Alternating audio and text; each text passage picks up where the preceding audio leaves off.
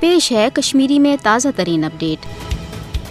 مقبوضہ جوم تو مز جاری بھارتی فوجچن یچ کاروائین ہند جائزہ نن پتہ واضح سپدان کہ درند صفت فوج یت ریاستس مز بین الاقوامی قوانین چہ نظر مز جنگی جرائمن مز ملوث یت خلاف زن کاروائی کرن وقتک اہم تقاضہ تکیاز فاسٹ نریندر مودین 5 اگست 2019 پتہ یوکن اس مقبوضہ جوم تو مز دہشت گردی ہز پالسی تیز کر تمیک مدعا تو مقصد اس یہ کہ مقبوضہ جوم تو مز مسلمان نسل کشی ست ریاستک الگ تشخص تو مقبوضہ جوم تو لکن ہند تم شہری حقوق یم زن بھارتی عینس تحت تسلیم آمت کرنے تم ین ختم کرنے تاکہ کوشر عوام سپد بے بس تو گھس امس غاصب سز غلامی پہ آماد۔ یہ وجہ کہ ہرگاہ بھارتی فاشسٹ حکومت کی طرف مقبوضہ جوم تو ہند حوالہ انسانیت چہ آزادی ہند بلند بانگ دعوی سپدان مگر عملن مقبوضہ جوم تو ہند حوالہ ات بیاسل تو درین صفت فوجس لاکم یل آمز تراؤن جنگی جرائمن ہند کھل اختیار آمت دن۔ یہ وجہ کہ عام لکن ست مجاہدین ہند یا سرفر ہند رشتہ دار ٲسِن